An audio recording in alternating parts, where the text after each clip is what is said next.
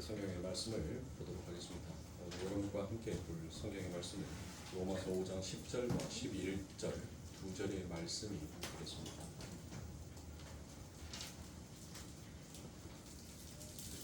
로마서 5장 10절과 11절 두 절의 말씀 다 찾으신 줄 알고 한 목소리로 함께 봉독하도록 하겠습니다. 곧 우리가 원수 되었을 때 그의 하나님의 죽으심으로 말미암아 하나님과 화목되게 하였은즉 화목되게 자되어서는 더욱 그의 살아나심으로 말미암아 구원을 받을 것이라. 그뿐 아니라 이제 우리로 화목하게 하신 우리 주 예수 그리스도로 말미암아 하나님 안에서 또한 즐거워하느니라. 아멘. 진리를 모르면 행함이라도라는 말씀의 제목을 가지고 여러분들과 함께 은혜를 나누도록 하겠습니다. 대부분의 설교자들이 설교를 하면 여러분들 성경을 위에서부터 쭉 내려오면 이제 그 다음에 말씀으로 가는 것이 원래 순서죠. 근데 저는 그 순서를 다시 역으로 돌아갑니다. 그만큼 로마서 이 5장에 기록되어 있는 말씀들이 너무나도 주옥 같은 말씀들도 많이 있을 뿐더러 이 안에는 하나님의 은혜가 무엇인지에 대해서 그리고 성도가 해야 할 진정한 역할이 무엇인지를 우리는 다시금 알아야 할 필요가 있습니다. 그래서 설교의 제목을 정하는 것도 참 고심이 많이 돼요. 결국 제가 여러분들에게 드리고자 싶어하는 말씀은 무엇입니까? 진리를 모르면 진리가 누구예요? 예수가 진리죠. 이제 우리 성도님들은 진리가 누구인지를 알았어요. 진리가 누군지 모르면 행함이라도라는 말은 예수를 모르는 여러분들의 어떤 봉사라든지 어떤 율법 지킴이라든지 그것을 제가 말하는 것이 아닙니다. 여러분들이 예수가 누구인지를 제대로 모른다면 무엇만이라도 알으라고요. 하나님, 나는 당신 앞에 의인이 아니라 죄인이 맞습니다라는 그 고백이라도 여러분들이 하다 보면 그 고백 속에서 진정한 진리이신 예수 그리스도를 만나게 됨을 저는 말하고 싶은 거예요. 그래서 이것을 가지고 여러분들과 다시금 한번 이야기를 하고 이제는 로마서 5장에 대한 말씀들을 다시 한번 쭉 훑고 내려오면서 6장의 말씀으로 넘어가도록 하겠습니다. 참 오랜 시간, 긴 시간 동안 여러분들과 함께 은혜를 나누었는데 여러분들은 머릿속에서 과연 이렇게 많은 말씀들 중에서 여러분들 남아있는 말씀들이 있으십니까? 제 설교의 결론은 딱 한 가지예요. 오직 예수를 바라보자. 근데 그 예수를 바라보기 위해서는 자기 부인과 자기 십자가를 짊어져야 하는 성도의 신앙의 여정과 그 길을 걸어가야 하는 성도의 역할들이 있더라라는 것입니다. 그것을 온전하게 이루지 못하고 그것을 온전하게 하지 아니하고 다른 것을 한다는 것은 그거는 결코 말이 될 수 없는 것입니다. 학생의 주업은 공부입니다. 학생으로서 먼저 1순위는 항상 공부가 되어야 해요. 그런데 그 학생이 해야 할 공부를 하지 아니하고 그의 삶 가운데 게임이 우선순위가 된다든지 아니면 그 아이가 돈을 버는 것이 우선순위가 되어버린다면 그거는 학생의 역할에서 벗어나버린 겁니다. 지식을 가르치는 선생은 그 제자들에게 올바른 학문에 대한 지식을 전달해서 가르쳐줘야 하는 것이 그게 선생의 역할입니다. 그런데 그 선생이 정말 진리로 가는 것, 세상을 살아갈 때 어떻게 살아야지 바르게 살아가는지에 대해서 가르치지 아니하고 어떻게 하면 세상 사람들로부터 손가락질 받지 않고 부자로 살 수 있는지, 어떻게 하면 더 많은 사람들을 밟아서라도 내가 우뚝 경쟁 위로 올라갈 수 있는지를 그걸 가르친다라고 한다면 그는 선생의 역할을 다하지 못한다라고 말할 수 있는 것입니다. 선생은 제자에게 바른 길을 가르쳐 주는 것이 그게 선생이에요. 그래서 이 세상의 선생은 오직 예수 그리스도 한 분밖에 없는 것입니다. 그분이 우리들의 삶 가운데 길이요 진리요 생명이 되시기 때문이다. 그런데 그 예수님이 오시기 전까지 그 예수님의 모형과 그림자의 역할로서 이 세상을 살아가는 자들이 있더라라는 것입니다. 왜 성경은 굳이 예수 그리스도께서 아담과 하와가 타락하자마자 하나님께서는 즉시로 당신의 아들을 이 땅에 보내셔서 길이 무엇이고 진리가 무엇인지 친히 가르쳐 주실 수도 있음에도 불구하고 왜 하나님은 수없이 많은 하나님의 선택받은 하나님의 기름 부은 하나님의 선지자들을 제사장들을 세워서 그들에게 당신의 백성들의 우매함을 가르치게 하시고 그리고 난 다음에 수없이 많은 시간이 지나서야 예수 그리스도께서 이 땅에 오시냔 말이에요. 인간의 죄성을 하나님은 너무나도 속속히 폭로시킴에도 불구하고 여전히 인간은 그것을 가리우고 감추고자 싶어하는 교묘한 자신의 죄에 빠져서 살아가더라는 것입니다. 어느 누구도 이 세상의 늪에서는 혼자 나올 수 있는 자가 없음을 말합니다. 그래서 성경은 수없이 인간의 실체가 무엇이고 그 인간의 실체를 폭로시키는 하나님이 그 인간에게 어떠한 일들을 하는지에 대해서 성경은 말씀하여 주고 있습니다. 여러분도 잘 아시다시피 마태복음과 마가복음과 누가복음에 보면 항상 이어지는 이야기가 있습니다. 우리가 진리를 모르며 행함이라도라는 이 말씀을 가지고 성경 속에서 들어오는 수없이 많은 인물들 속에서 누구를 이야기를 해서 예수 그리스도의 참되심을 그 본체를 드러내고 나타낼까라고 생각을 하다가 우리가 마침 수요일날 우리가 요한복음을 여러분들과 함께 은혜를 나누고 있죠. 그래서 저는 이 세례 요한이라는 이 인물을 들어다가 그가 이 세상 가운데에서 어떠한 행함을 하였는지 그리고 그 행함을 통하여서 어떻게 진리이신 예수 그리스도를 발견하게 되었는지에 대해서 여러분들과 함께 은혜를 나누고자 합니다. 제가 전자에도 말씀드렸다시피 자 3복음서에서 보면 여러분들 똑같은 이야기가 계속적으로 반복되는 것이 있어요. 이 세례 요한에 관련돼 있어서 이 세례 요한이 죽고 난 다음에 바로 이어져 나오는 말씀이 무엇인가 하면 오병이어의 사건이 기록이 되어 있다는 것입니다. 여러분들 보세요. 제가 전에도 말씀드렸다시피 이 파피니우스 그러니까 이 가죽 같은 데에다가 글을 써서 옮긴다는 것은 여러분들 그때 당시에는 거의 집 한 채 정도 들어가는 엄청나게 비싼 거였단 말이에요. 엄청나게 비싼. 그런데 그 똑같은 거에다가 그 비싼 종에다가 여러분들 이 이야기를 3번씩이나 기록하여 놓고 있다는 것은 지금 성경은 성도들에게 무엇인가 의도적으로 그 말을 하고 싶은 거예요. 오병이어의 사건은 이미 세례 요한이 죽고 난 훨씬 지난 이야기를 마치 세례 요한이 죽지 아니하고 그 현장 가운데서 그 이야기를 목격하고 그것을 목격하고 본 것처럼 그 현장 속에 마치 있었던 사람처럼 여러분들 성경은 그렇게 묘사를 하고 있단 말이에요. 심지어 마태복음, 마가복음, 누가복음 뿐만이 아니라 요한복음에서도 무엇을 말하냐면 예수님께서 이 세례 요한을 이야기한단 말이에요. 이 세례 요한이 나에 대해서 증명하였다라고 그와 같이 얘기합니다. 그리고 난 다음에 바로 이어져 가는 사건이 무슨 사건이? 오병이어의 사건이라는 것입니다. 그럼 여러분들 보세요.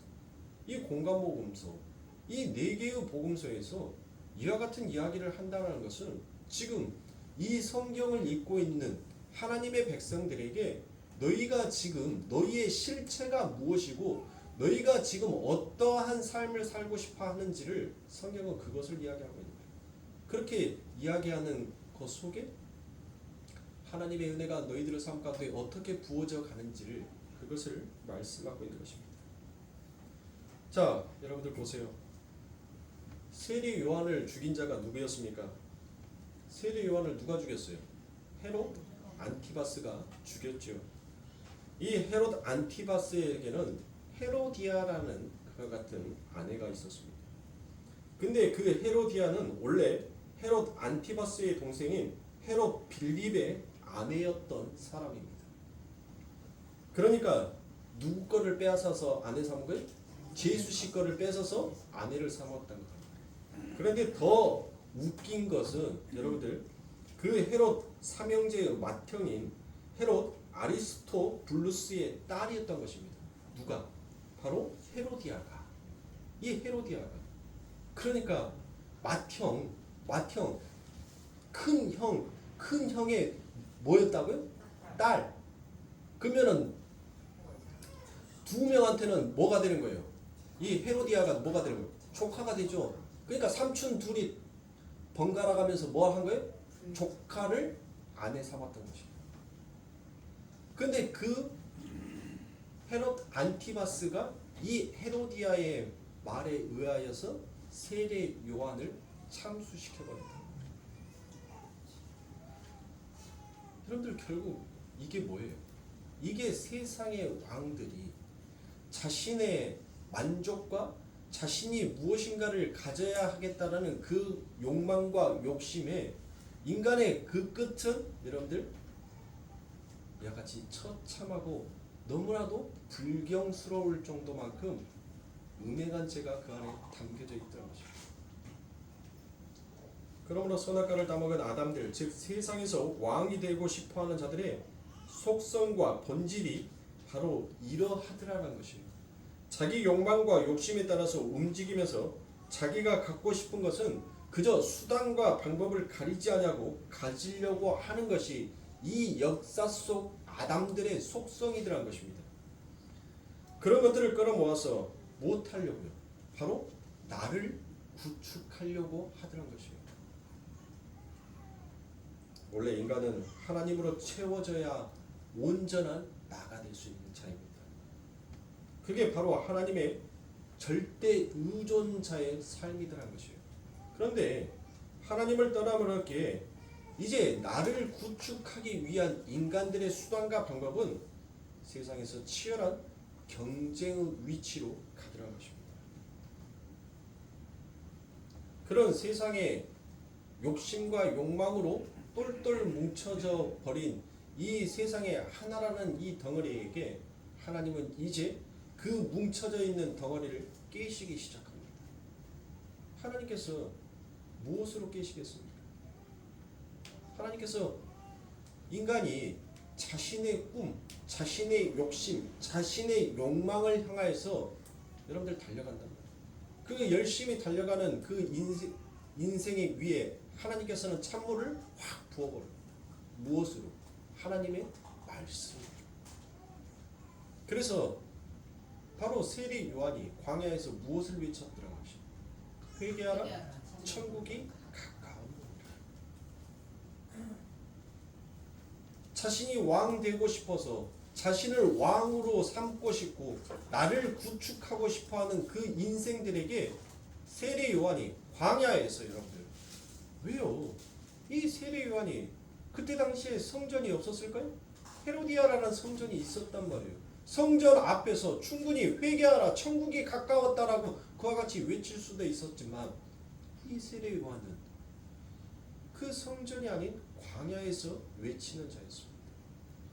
왜요? 왜 많은 장소들 속에서 광야냐면 그게 무엇입니까? 광야, 에레모스 바로 하나님의 영혼이 떠나버린 인생들이 바로 그와 같은 광야, 빈들과 같다라는 것을 말하는 거예요. 근데 그 광야 속에서 자신의 능력과 힘으로 무엇인가 열심히 발전시키고 개발해 보겠다라고 여러분들 열심히 뛰고 있는 그 인생들에게 무엇하는 거예요? 하나님의 사자가 무엇을 말해? 회개하라, 천국이 가까웠다. 야, 너 사막에서 그렇게 뛰면 너 결국 죽어. 오아시스요 샘이 되시는 생명의 물줄기의 근원이 되시는 하나님 앞에로 돌아오지 아니하면 이 샘을 떠나면 너는 죽을 수밖에 없어. 그러니까 빨리 오아시스 이곳으로 와. 여기에서만이 참 생수여 참 물, 너희의 생명의 근원이 여기에 있으니까 이곳으로 와. 너희 달리지 마. 달리면 죽는단 말이야.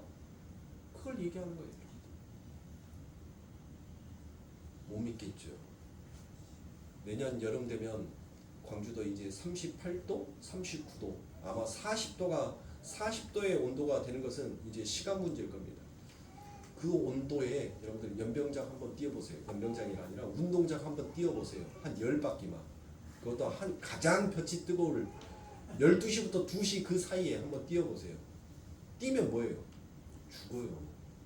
죽는단 말이에요. 모래성을 가져다가 여러분들이 인간이 아무리 자신의 입에서 나오는 그 말, 즉 입에서 나오는 자신의 침을 가지고 그 모래를 아무리 굳혀놔도 그 하나님의 광명한 빛 앞에서는 그 모래는 금방 굳어져서 무엇인가 모형과 형태를 만들어 놓은 것 같지만 이내 무너지고 사라지고 마는 것이다. 그러니까 하나님께서는 인생들에게 그거를 말하는 거예요. 말씀이 그것을 이야기하는 거예요. 너희들의 삶은 이미 내 영혼이 떠나버린 자이기에 너희들의 삶은 광야다는 거예요. 에레모스라는 거예요. 빈들 사막이라는 거예요. 풀 한 포기도 자랄 수 없는 그와 같은 곳이란 말이에요. 그래서 하나님께서 말씀합니다. 꿈깨. 너희들이 아무리 그곳에서 성을 쌓고 너희들이 아무리 그곳에서 샘을 판다 하더라도 그 샘은 내가 허락지 아니하면 물이 솟구쳐 나올 수도 없는 것이고 내가 그 모래 위에 반석을 세워놓지 아니하면 너희들의 수고가 헛될 뿐이다라는 것을 하나님께서는 말씀을 통하여서 우리들에게 던진단 말이에요. 던져요. 그렇게 세례 요한이 광야인 그들에게 하나님의 말씀으로 찬물을 끼얹었습니다. 그러면 세상은 무엇 해야 돼요? 그 세상은 여러분들 그 하나님의 말씀으로 진짜 하나님을 자기들이 섬기고 하나님만이 나의 참된 신이다라고 여긴다면 여러분들 그들이 무엇 해야 됩니까? 깨달음이 있어야 될 거 아닙니까? 아, 그게 맞다. 우리가 이 광야에서 무엇을 한다 한들 우리가 무엇을 이룰 수 있겠느냐? 오직 하나님의 그 은혜만이 나를 흡족하게 할 수 있겠구나. 그래, 하나님께로 돌아가자라고 그들이 무엇했어야 돼요? 돌이켰어야 돼요. 그런데 하나님의 말씀이 찬물을 딱 깨얹으니까 여러분들 무엇 하더라고요? 인간에 담겨져 있는 그 속성이 본성이 드러나더라는 것입니다. 그 본성이 무엇으로 드러나더라고요? 야, 나 열심히 달리고 있는데 나 멋진 계획과 꿈이 있는데 네가 뭔데? 너가 뭔데 나의 그 꿈을 산산이 조각내? 내가 힘들게 쌓아놨던 내 입이 쩍쩍 갈라지면서 내 입에서 나오는 그 물로 아름다운 모래성을 쌓았는데 네가 뭔데 이 모래성이 헛되다라고 말하냐라고.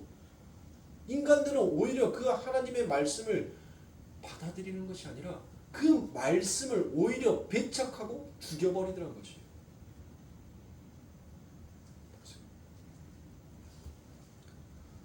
이 헤롯 분봉 왕에 대한 이야기는 항상 세례 요한의 죽음 후 사건과 항상 뭐가 있어요? 뗄래야 뗄 수 없는 밀접한 관계가 있어요. 세례 요한의 죽음은 마치 헤롯 분봉 왕에 의하여서 죽는 것처럼 묘사가 되어 있단 말이에요. 그렇죠. 보세요. 그 이야기는 무엇이에요? 바로 그 모든 것들을 가져다가 나를 구축하고 싶어하는, 즉 세상의 왕이 되고 싶어하는 그런 것들을 구축하여서 내가 왕이 되어야 하고 세상으로부터 나는 그와 같은 왕이 되고 싶어하는 그와 같은 인간들에 의해서 하나님의 말씀이 무엇하더란 거예요? 결국 죽더란 그 하늘의 떡이 찢어지더란 것이에요. 하늘의 떡이 깨져버리더란 것입니다. 그런데 그 떡이 깨짐으로 인하여서 그들에게 무엇이 부어지게 되는 거예요? 이제 하나님의 생명이 부어지게 되더란 것입니다. 그래서 누가복음 3장 16절부터 20절의 말씀에 보니 요한이 모든 사람에게 대답하여 가라되 나는 물론 너희에게 세례를 주거니와 나보다 능력이 많으신 이가 오시나니. 자, 능력이 많으신 이가 온다는 말은 누구를 말하는 거예요? 그렇죠. 지금 세례 요한은 예수님을 모용하고 있는 거예요. 예수님이 오실 것을 알고 있었단 말이에요. 나는 그 신들배를 풀기도 감당치 못하겠노라. 그는 성령과 불로 너희에게 세례를 주실 것이요 손에 키를 들고 자기의 타작마당을 정하게 하사 알곡은 모아 곡간에 들이고 죽정이는 꺼지지 않는 불에 태우시니라. 또 기타 여러 가지로 권하여 백성에게 좋은 소식을 전하였느니라. 분봉왕 헤롯은 그 동생의 아내 헤로디아의 일과 또 그의 행한 모든 악한 일로 인하여서 요한에게 책망을 받고, 자, 요한에게 책망을 받았다는 것은 뭐예요? 이 헤롯이 하나님의 말씀에 의해서 무엇한 거예요? 자신의 부끄러움을, 자신의 죄됨을 자꾸 감출라 했어요. 가리울라 했어요. 그런데 하나님의 말씀이 그곳에 탁 떨어져 버리자 뭐 하더란 거예요? 자기의 감추려고 했던, 가리려고 했던 그 부끄러움들이 전부 다 드러나 버리게 되더란 것입니다. 그래서 그가 무엇하는 거예요? 하나님의 말씀 앞에서 책망을 받더라는 것입니다.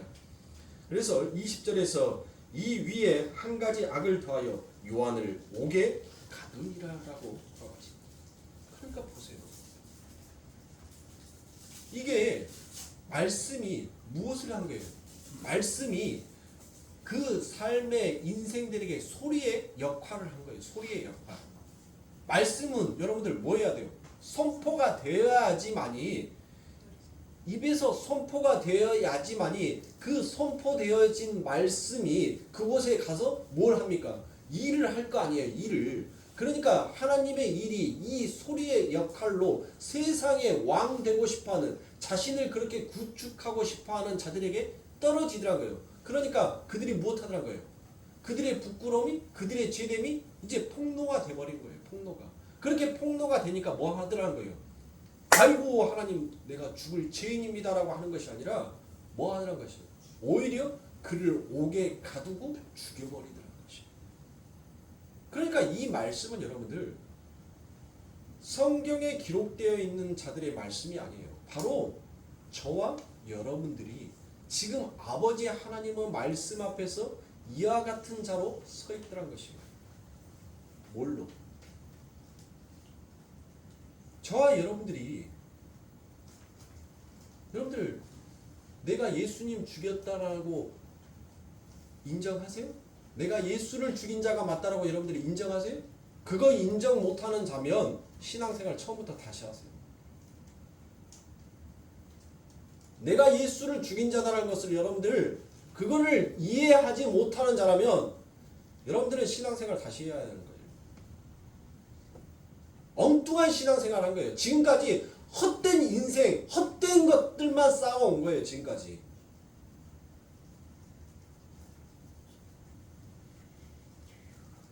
저와 여러분들은 날마다 예수를 죽인 자예요. 날마다. 왜요?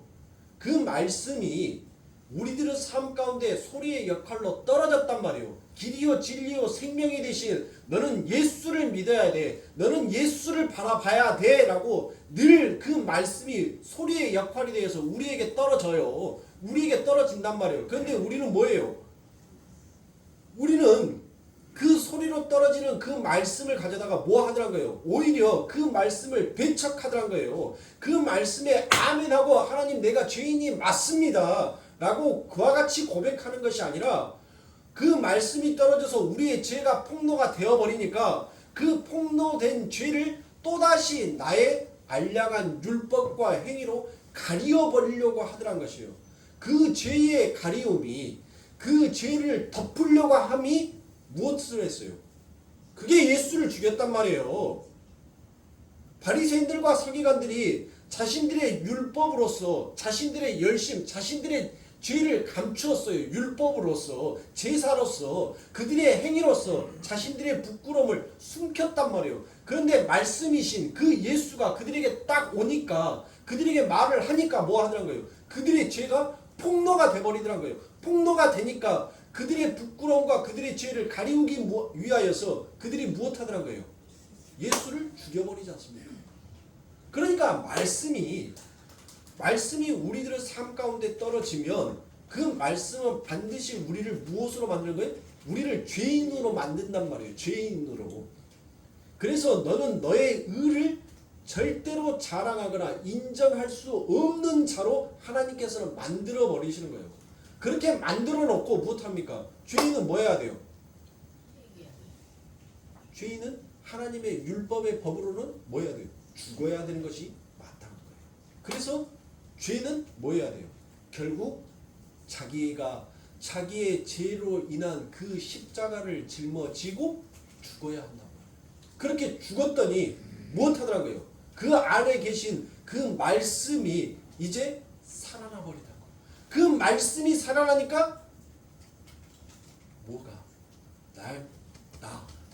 진짜 나가 살아나더라고요. 누구와 함께? 하나님과 함께. 우리가 갈라디아서 2장 20절의 말씀, 내가 그리스도와 함께 죽고 내가 그리스도와 함께 살아났다라는 그 말씀의 뜻이 바로 그거예요. 하나님이 떠나버린 영혼은 그 하나님이 떠나버린 그 모든 것들을 메꿔야 하기 때문에 뭐 합니까? 뭘 해요? 마태복음에 가면 가정이나 분토나 부모나 자식이나 뭐 하라고? 다 버리고 오면 너 내가 영생 줄게 라고 했어요. 네? 내가 너한테 복 줄게 라고 얘기했단 말이에요. 그러니까 그 모든 것들이 뭐예요?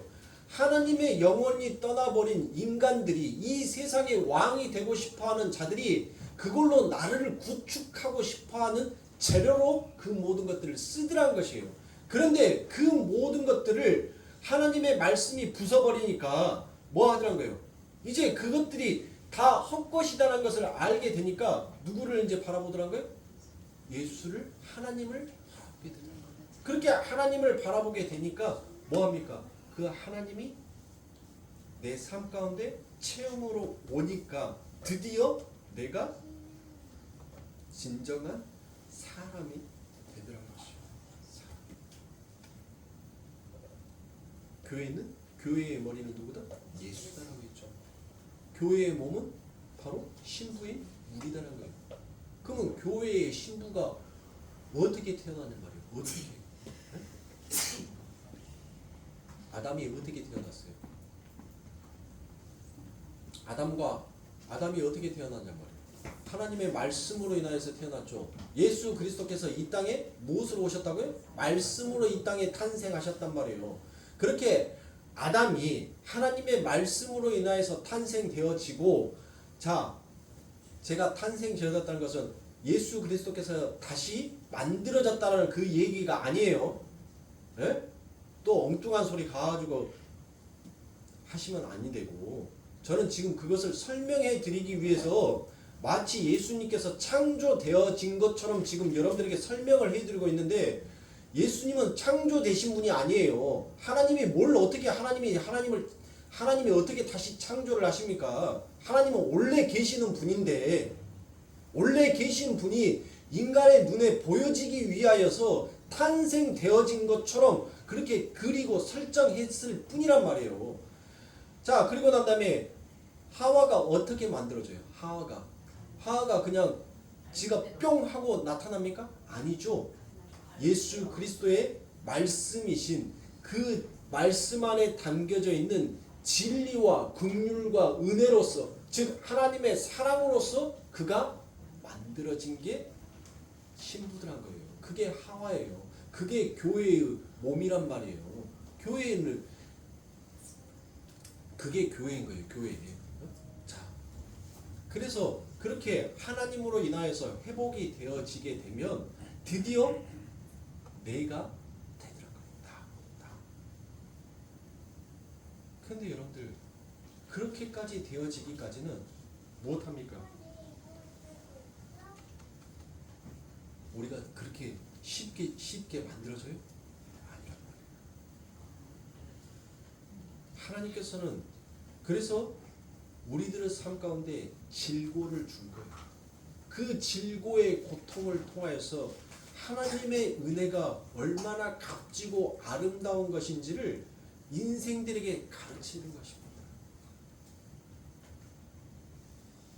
여러분들이 가지고 싶었던 진짜 고귀한 선물을, 진짜 고귀한, 정말 여러분들이 갖고 정말 소망해서 갖고 싶었던 그것을 여러분들이 악착같이 정말 모으고 모아서 그것을 딱 가졌었을 때 여러분들 어찌던가요? 그거에 대한 소중함이 느껴지죠. 쉽게 가져지는 것은 쉽게 실증도 나고 쉽게 버려지기도 합니다. 그러나 정말 고귀한 것, 내가 정말 간절하게 갖고 싶었던 것을 내가 열심히 그것을 갖기 위하여서 내가 열심히 땀을 흘리고 열심히 수고를 해서 그것을 갖고 싶다라는 그 소망의 고통을 견디고 인내하면서 결국 그것을 갖게 되면 그것은 내 삶 가운데 진귀한 보물처럼 여겨지는 거예요. 성도는 마치 그렇게 살아가야 하는 자입니다. 예수라는 이 진귀한 보석이 우리들에게 덥석 주어지면 그게 진짜 진귀한 것인지를 몰라요. 그래서 하나님께서는 그 예수라는 아름다운 그 보석과 같은 것을 우리들의 삶 가운데 덥석 주지 아니하시고 하나님께서 못하는 거예요.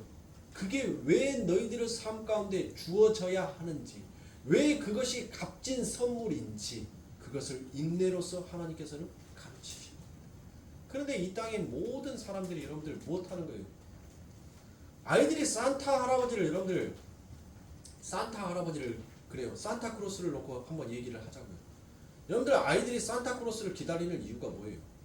산타크로스가 여러분들 진짜 보고 싶어서 산타크로스를 기다리는 겁니까? 아니면 산타크로스가 가지고 온 그 선물이 보고 싶어서 여러분들 산타를 기다리는 겁니까? 그게 바로 저와 여러분들이란다.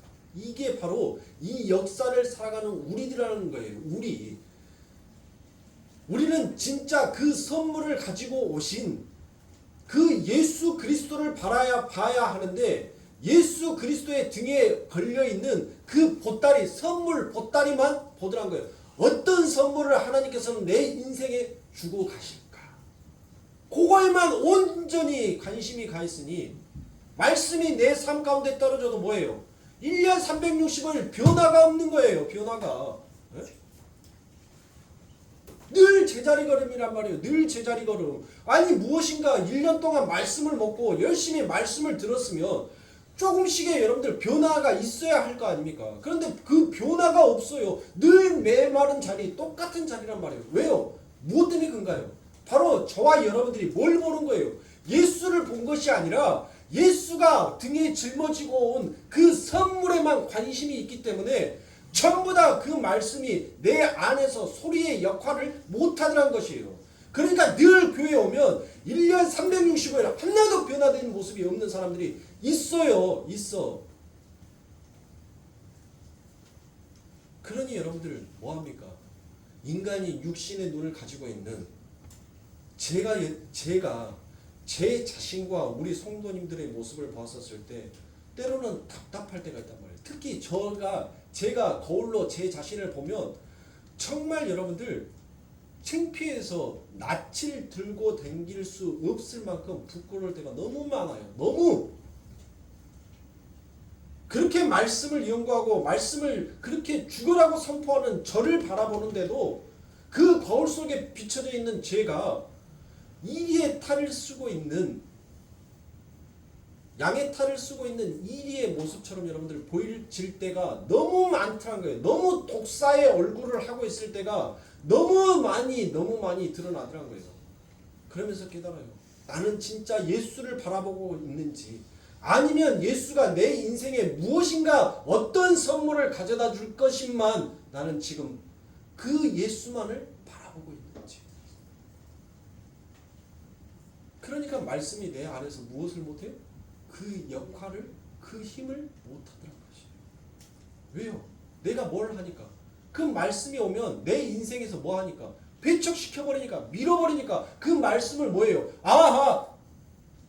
그거 좋은 말씀인지 나도 알아. 그러니까 아직 내 때에는 지금 이루어지면 아니 될 말씀이니까 너 잠시 거기에 있어. 내 마음속에 감옥에 그 말씀을 묶어놔 버리더란 거예요. 그 말씀이 그 감옥에서 풀려서 일을 해야 하는데 그 말씀을 뭐 하더란 거예요? 내가 밀어내고 내가 배척시켜버린 거예요. 말씀을 옥에 가두어 놓더란 거예요. 그러니까 그 말씀이 뭐예요? 그 말씀을 내가 믿어야지만이, 그 말씀과 내가 손뼉을 딱 마주쳐야지만이 소리가 나듯이 그 말씀이 아이고 하나님 어서 오시옵소서 감사합니다 할렐루야라고 내가 그 말씀을 즐거이 받고 하나님께서 내 인생 가운데 이 말씀을 통하여서 나를 하나님의 나라의 아들로서 진정한 인간으로서 회복시켜 주시구나라는 감사가 아니라 저 말씀이 오면 내가 그동안 이루고자 싶어 했던 그 꿈들이, 욕망들이, 욕심들이 전부 다 산산이 조각이 나버리고 나의 부끄러움과 나의 죄됨이 그 꿈을 향하여서 달려가려고 했던 나의 모든 치부가 드러나게 되는데 그러면 안 되는데 나 창피당하면 안 돼. 나 누구로부터 무시당하면 안 돼. 그런 죄가 결국 말씀을 죽여버리죠. 그 말씀이 자라나지 못하도록 죽이더란 거예요. 그러니까 뭐 하는 겁니까? 똑같은 거예요. 똑같아. 뭐 여러분들만 똑같다는 것이 아니라 저도 똑같아요. 똑같아요. 하나님의 말씀 앞에서 여러분이나 저나 똑같더란 거예요. 전혀 하나님은 눈에 봤을 때 그 분량과 그 양에 차지가 않더란 거예요. 뭐만 바라보니까 하나님 아니 12월 25일 날 하나님 때 정해질 때만 주지 말고 하나님 시시때때로 선물 좀 주면 안 돼? 왜 해필이면 12월 25일이야? 1년에 왜 한 번만 주는 게요? 날마다 내게 주고 계시는 그 선물을 날마다 주시기 위하여서 우리에게 필요한 그 선물 보따리를 우리 예수 그리스도께서는 우리 등에다가 짊어지고 오셨단 말이에요. 내 아들이 지금 힘이 부처하네. 내 아들이 이 시험 가운데 너무나도 힘들어하네. 하나님께서 내 등에 짊어진 이 소망의 보따리, 이 선물 보따리 중에서 하나님 내 아들이 일어설 수 있게 하나님 이 소망이라는 선물을 내 아들에게 주고 싶습니다. 그래서 하나님은 시시때때로 그 선물 보따리에서 우리들에게 주신단 말이에요. 세상에 대한 욕망으로 자신의 마음이 가려고 할 때 아버지 하나님의 나라를 바라볼 수 있는, 인내할 수 있는 그 열매를 우리들에게 하나님께서는 빼셔 또 주신단 말이에요. 근데 왜 여러분들은 하나님께서 한 방에 큰 선물 보따리를 내게 왕창 부어주시겠지. 왜 여러분들 그렇게만 생각하시나요? 그러니까 말씀이 내 안에서 일을 못하잖아요. 말씀이 말씀으로서의 그 해야 할 역할을 못하잖아요. 그 역할을 하려고 하니까 뭐하니까? 말씀을 내가 죽여버리니까. 그래서 세례 요한은 이미 이 세상 가운데서 내가 왕이 되어 사는 그 왕궁을 짓고 사는 나에게 하나님의 말씀으로 나의 죄를 무엇하더란 거예요? 폭로시키더란 것입니다. 그러면 여러분들 세례 요한은 분봉왕, 이미 왕이 있죠. 왕으로 세워진 자죠. 왕으로 세워진 자에게 하나님의 말씀을 어디에서 떨어뜨렸어요? 왕궁에서 그 하나님의 말씀을 선포해버렸단 말이에요. 그러니까 이미 뭐예요? 이 세상에 태어난 모든 아담들이 전부 다 자신만의 왕궁 안에 왕이 되어서 살고 있더라는 거예요.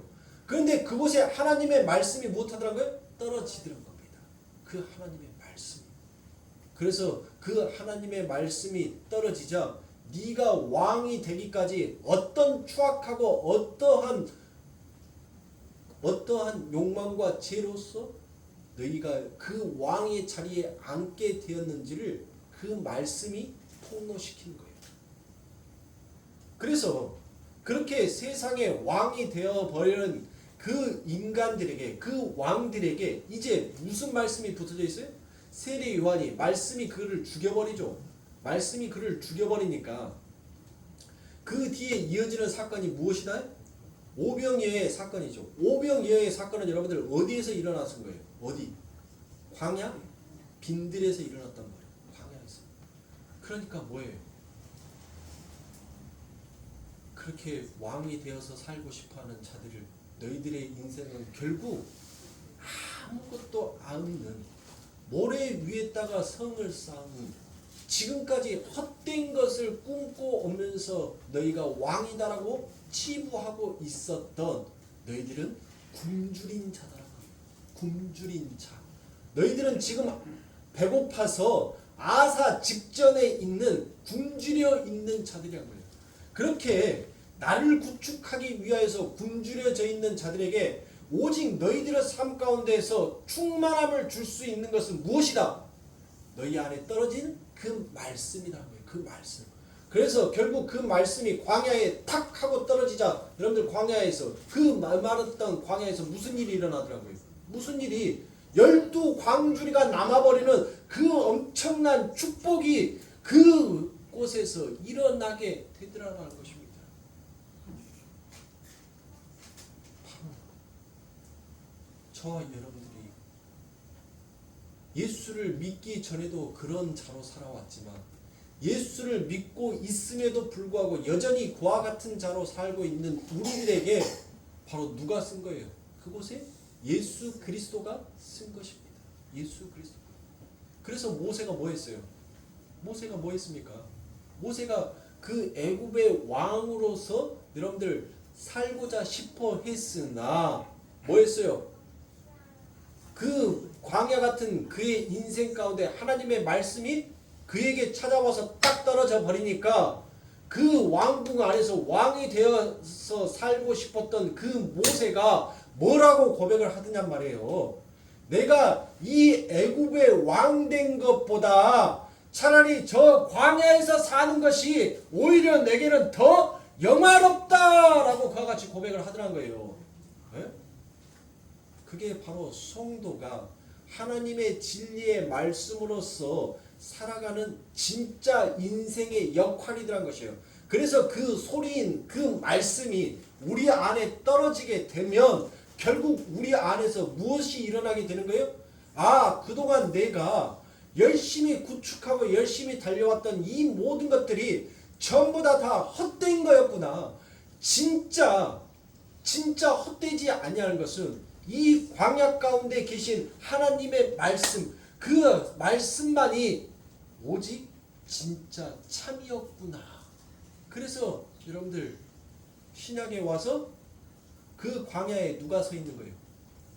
예수 그리스도가 그 광야에 쓰신 거란 말이에요. 말씀이 육신이 되어서 오신 그분이 그 광야에서 그분이 쓰자 그 광야, 메말랐던 그 광야가 이제 자신들의 백성들이 넘침의 축복을 받는 장소로 바뀌어 버리더란 거예요. 세상의 화려한 꿈, 세상의 왕국을 그리면서 살아왔던 인생들이 그 빈들 아무것도 없는 광야에서 무엇을 느끼더란 거예요? 아, 말씀이 이곳에 서버리니까 야, 내 인생에 이제 넘침의 축복이 가득 참의 축복이 여기에 있었구나. 저 화려한 황궁이 아니라 아무것도 없는 오직 이 아무것도 없는 이 사막 한가운데 하나님의 말씀이 서 있는 그곳이 바로 천국이구나. 그것을 알게 되더라는 것입니다. 그래서 그 이야기를 마태복음에서는 이와 같이 묘사하고 있습니다. 마태복음 14장 12절과 13절입니다. 요한의 제자들이 와서 시체를 가져다가 장사하고 가서 예수께 고하니라. 예수께서 들으시고 배를 타고 떠나서 따로 빈드레. 자, 여기 빈드레라고 되어 있는 것이 이곳이 광야인 거예요. 이게 에레모스입니다. 에레모스. 가시니 무리가 듣고 여러 고을로부터 걸어서 쫓아간지라. 자, 이렇게 우리 주님께서 어디로 가신 거예요? 메말른 그 빈들, 그 광야로 가시더라고 하시요. 무엇하기 위해서? 오직 말씀으로 너희들의 삶 가운데 충만함을 채워주시기 위하여서. 그런데 여러분들 여전히 우리는 뭐 하더란 것이에요? 그들이 여러 고을을 지나서 예수를 쫓은지라라고 했죠. 자, 그러면 이들이 무엇 했다는 거예요? 여러 고을을 돌아다니면서 예수 그리스도께서 행하신 그 능력만 그들이 무엇 했다는 거예요? 봤다는 거예요. 그러니까 사람들의 관심사는 뭐예요? 사람들의 관심사는 그 예수 그리스도가 아니라 예수 그리스도가 짊어지고 있는 그 선물 보따리에만 관심이 있더란 것입니다. 선물 보따리. 여러분들 그러면 큰일 나요. 여러분들 그러시면 한 명도 천국에 들어갈 수 없습니다. 여러분들 예수를 바라봐야지 예수를 바라보지 못하시고 여러분들 예수님이 가지고 오신 그 선물 보따리만 보고 있다면 결단코 천국에 들어갈 자가 한 명도 없어요. 여러분들 명심하셔야 됩니다. 그런 거짓말에, 새빨간 거짓말에 사단이 하와를 꼬실 때 너 이거 먹으면 죽어. 절대 묵으면 안 돼. 너 씻어서 묵어야 돼. 그렇게 말했어요? 야, 너 이거 먹어도 안 죽어. 너 안 씻어서 먹어도 돼. 그렇게 꼬셨다. 예수 믿으면 천국. 그래야 만든 거 아니에요. 예수 믿으면 천국 가죠. 그런데 온전한 예수를 믿어야지 천국 가는 거예요. 예수를 믿으니까 여러분들 간증하는 것 전부 다 들어보세요. 간증하는 거. 간증하는 것 대부분 여러분들 그 이야기들 속에서 간증하는 거 이야기를 들어보면 대부분의 18번이 뭔지 아세요? 야, 예수 믿으니까 하나님께서 내 암을 치료해줬다 하면서 간증합니다. 내가 예수를 믿으니까 우리 집안이 사업이 다 망해서 쫄딱 망해가는 집안이 예수를 믿음으로 인해서 확 하고 일어섰더라. 내 아들이 내 딸이 예수를 믿으니까 좋은 대학에 들어갔더라. 내 남편이 좋은 직장에 가게 되었더라. 뭐가 없어요? 예수를 믿었는데 예수가 나오는 것이 아니라 예수가 증거된 것이 아니라 예수를 믿었더니 이 세상의 왕이 증거가 되더란 거예요. 그게 무슨 하나님에 대한 간증입니까? 에? 전부 다 하나님 앞에 관심이 있는 것이 아니라 누구에게만 관심이 있는 거예요? 그 하나님을 통하여서 세상의 것만 관심이 있었던 거예요. 그것을 하나님의 간증이다라고 하고 다녀요. 그것을 내가 하나님으로부터 은혜 받았다라고 얘기를 하고 다니더라고요. 그러니 제가 뭐합니까? 꺼부러요. 왜요? 네 똥이나 내 똥이나 다 똥이다. 그런 마음으로 꺼버립니다. 사랑하는 성도, 그거는 내 안에 계신 그 하나님이 진짜 진실하신 하나님, 신실하신 하나님, 살아계신 하나님, 전능하신 하나님, 당신의 그 이름을 당신 스스로 영광롭게 하시는 하나님이다라는 것을 우리들의 삶 가운데 증거하고 나타내기 위한 하나님의 일하심의 일부분인 거예요. 그것이 어떻게 하나님의 영광이다라고 여러분들 섣불리 이야기할 수 있냐고요. 만약에 그 사람이 예수를 믿었는데 암의 치료가 되는 것이 아니라 더 중한 병에 걸리게 된다면 그 사람이 과연 하나님을 증거할 수 있을까요? 여러분들 왜 여러분들의 삶 가운데서 예수를 믿으면 뭐든지 잘 풀리고 잘 돼야지만이 그것이 하나님 앞에 영광이다라고 생각하세요? 여러분들의 삶 가운데서 예수를 믿음으로 인하여서 오히려 내 삶이 더 찌들고 힘들어질 때가 있을 때 여러분들 그때 예수를 증거하시란 말이에요. 왜 내가 기쁠 때만 예수예요? 내 삶 가운데 고난과 어려움과 슬픔이 다가올 때는 왜 예수의 이름이 빠져버리냐고요? 간증들 하는 거 들어보세요. 다 뭐가 잘 될 때 잘된 것만 갖고 간증을 해요. 자기가 못했던 거에 대해서는 자기가 예수를 믿고 더 안 풀린 틀리고 더 안 됐다는 것에 대해서는 간증한 사람이 없어요. 내가 예수를 믿고 나 치유 안 받을 줄 알았는데 예수 믿고 나 일기였던 암이 이제 사기로 됐다고. 그런데 나는 기쁘다고. 왜? 하나님 만날 수 있는 그 시간이 내게 더 앞당겨져서 나는 할렐루야 감사하다고. 내 암을 사기로 바꿔주신 아버지 하나님 감사합니다라고. 그와 같이 간증한 사람들 봤어요? 그런 소리 들어봤어요? 그게 바로 예수를 바라보지 않냐고. 그 말씀의 소리의 역할을 죽여버리는 그게 우리더란 거예요. 그런데 너무나도 감격스러운 말씀, 너무나도 눈물겨운 말씀. 여러분들 오늘 우리가 읽었던 이 로마서 5장 10절에 무엇이더라고 되어 있어요? 우리가 아직도 하나님과 원수 되었을 때, 우리가 아직도 하나님과 죄인 되었었을 때 하나님의 그 사랑이 우리에게 확증시켜버린다. 이 말씀을 오늘날 성도들이 여러분들이 은혜로 아냔 말이에요. 은혜로. 저는 그런 예수를 우리 성도들이 만났으면 좋겠어요. 말씀 여러분들 6장 7장 해서 앞으로 나가는 것이 중요한 것이 아니라 말씀 한 절을 갖고도 진짜 은혜를 깨달을 수 있는 우리 성도님들이 되시면 저는 그것으로 만족합니다. 사랑하는 성도님들, 이 하나님의 엄청난 말씀, 엄청난 은혜를, 엄청난 사랑을 과히 성도라는 자들이 이 말씀을 진짜 내 삶 가운데 아멘으로 여러분들 와 닿냔 말이에요. 이런 하나님의 사랑 앞에 우리가 무엇을 하나님 앞에 자랑한다라고 내놓을 게 있겠습니까? 우리가 하나님 앞에 무엇을 했다라고 우리의 의를 내세울 수가 있겠냔 말이에요.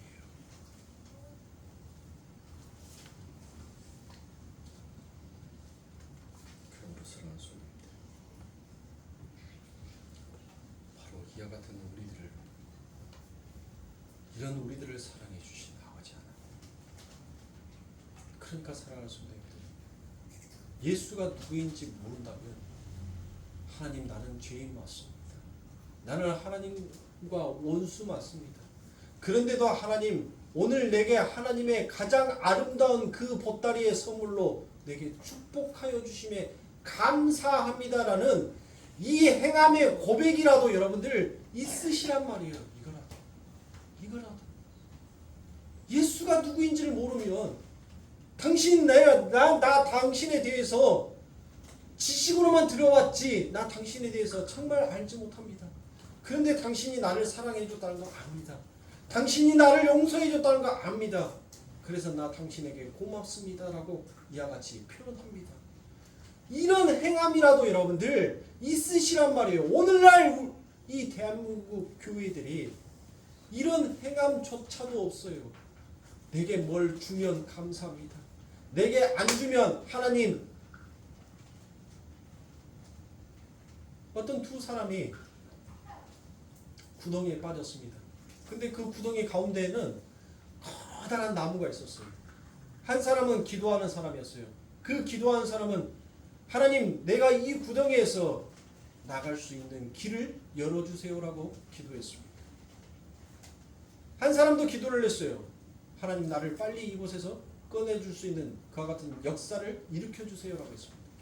그런데 갑자기 태풍과 모진 비바람과 번개가 칩니다.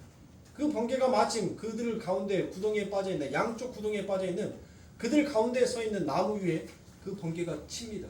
그리고 그 나무가 쪼개져 반쪽은 기도하는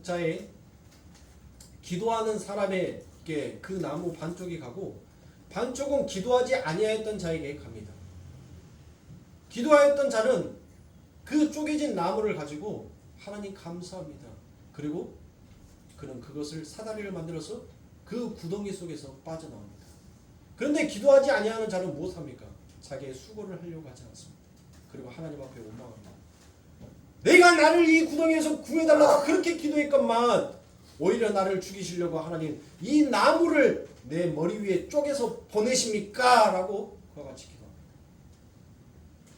사랑하는 성도님들, 인생은 딱 예수 그리스도라는 십자가를 놓고 인생은 딱 둘 쪽인 거예요.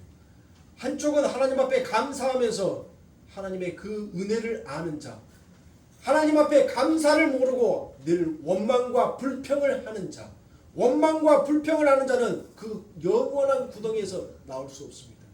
하나님 앞에 감사와 기도하는 자는 하나님께서 반드시 그가 그 웅덩이에서 탈출할 수 있는 길을 열어주십니다. 안 되면 행함이라도 하세요. 행함이라도 하지 아니하시면 여러분들 무엇으로 천국 가시려고요? 뭘로? 그 행함이라도 하시려고. 하나님 감사합니다, 감사합니다, 감사합니다라는 그 입술의 고백만이라도 여러분들 하세요. 기도라도 여러분들 어느 시간 어느 정해진 장소에서 못 하시겠으면 여러분들의 삶 가운데에서라도 날마다 걸어가는 그 삶 가운데에서라도 여러분들 조잘조잘 중얼중얼 할 수 있잖아요. 남들 보기 창피하고 부끄러우면 여러분들 화장실에 갔을 때 누가 여러분들 화장실 가고 응가하고 있는데 옆에 와서 나도 응가할래 하고 엉덩이 디미대는 사람 있어요 없어요? 없지 않습니까? 하나님 죄송합니다. 이 냄새나는 이곳에서라도 하나님을 찾아야겠기에 하나님 저 아직 믿음이 없어요. 신앙이 없어요. 부끄러움만 있어요. 그래서 하나님 이 화장실에서 하나님 앞에 기도합니다. 하나님 감사합니다. 그렇게 그 행함이라도 있으시라고요. 그렇지 않으면 여러분들 천국 못 가세요. 누가 천국 간다고 그랬어요? 누가? 우리 예수님이 여러분들한테 보증수표 줬어요? 각성하셔야 돼요. 긴장하셔야 돼요.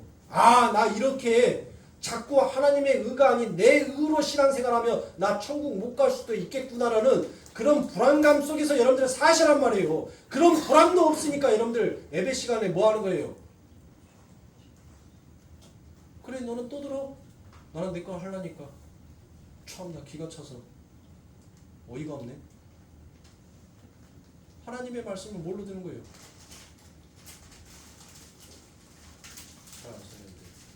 천국 못 가요.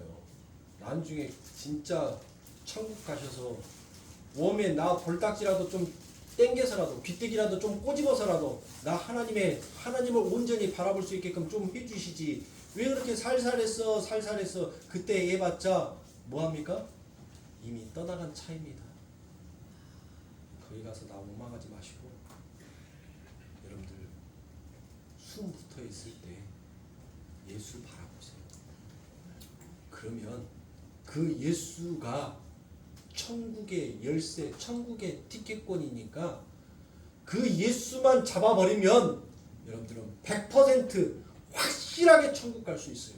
그러나 예수 붙잡지 않냐고 다른 거 붙잡고 있으면 천국 못 갑니다. 오직 그 천국은 예수라는 티켓만으로만 갈 수 있어요. 예수라는 그 열쇠로만 갈 수 있어요. 예수라는 그 이름으로만 갈 수 있는 것이 천국입니다. 다른 거 붙잡지 마세요. 다른 거 어서 내려놓으시고 예수를 붙잡고 천국 가시는 우리 성도님들 되시길 주님의 이름으로 축원합니다. 기도하겠습니다.